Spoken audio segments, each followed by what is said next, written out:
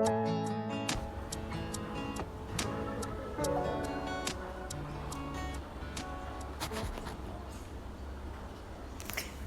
বন্ধুরা, কেমন আছেন সবাই? পাপিয়াস কুলিনারি আর্ট অ্যান্ড ব্লগের নতুন আরেকটি পর্বে আপনাদের সবাইকে স্বাগতম। সকাল সকাল ঘুম থেকে উঠেছি, অনেক কাজও করেছি। এবার নাস্তাটা খুব তাড়াহুড়ো করে একটু বানিয়ে নিচ্ছি। আসলে আজকে রান্নার পর একটু কাজ করতে হবে, যার জন্য অনেকটা সময় লাগবে। এজন্য খুব তাড়াহুড়ো করে কাজগুলো করছি। প্রতিদিনই রান্নার শেষে কোনো না কোনো কাজ থাকে। পুজোর আগে আসলে এই কাজগুলো করতেই হয়।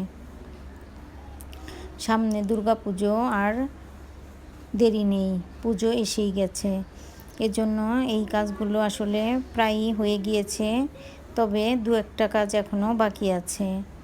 এবার সকাল সকাল তাড়াতাড়ি নাস্তা খেয়ে জামা কাপড় ধুয়ে ছাদে একটু দিতে গেলাম।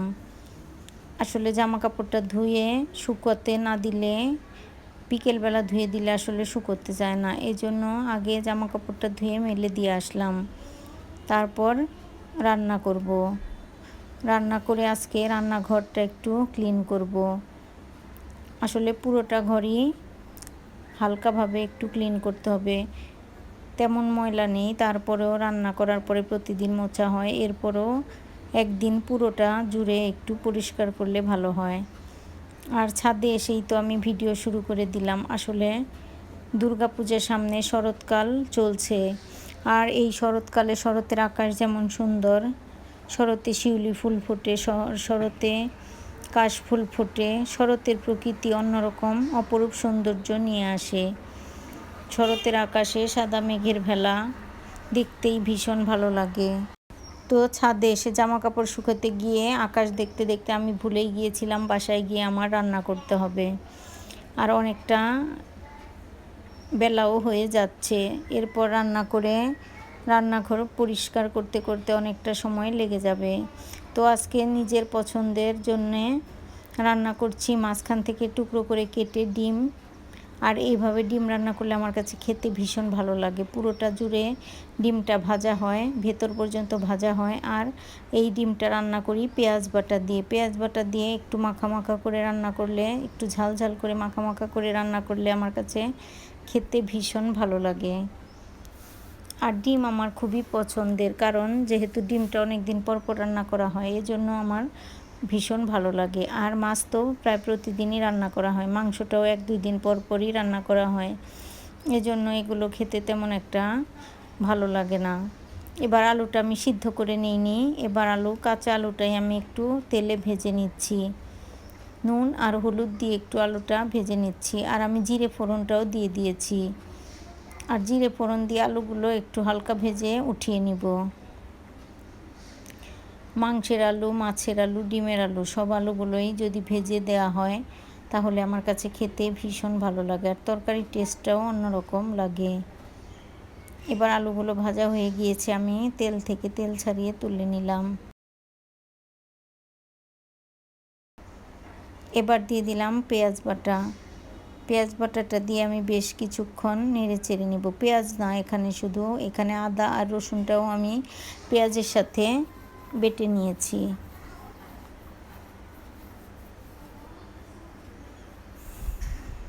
এবার পেঁয়াজটা বেশ কিছুক্ষণ ভাজা ভাজা করে তারপর গুঁড়ো মশলাগুলো দিয়ে দিচ্ছি।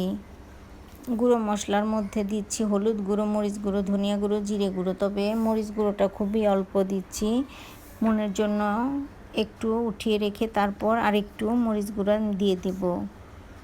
আজকে যেহেতু আমার জন্যে স্পেশালি রান্না, এজন্য আমি একটু ঝাল ঝাল করেই আজকে রান্নাটা করব।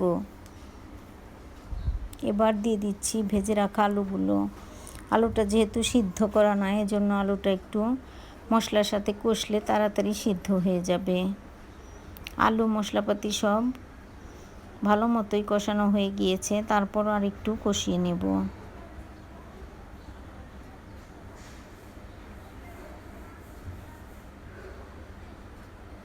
এবার দিয়ে দিলাম স্বাদ মতো লবণ।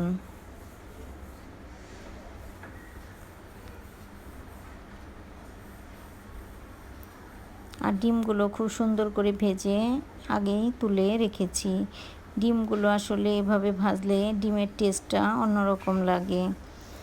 এবার মশলাপাতি সবই কষানো হয়ে গিয়েছে। এরপর আমি মুনের জন্য একটু রেখে মরিচ গুঁড়োটা দিয়ে দিব।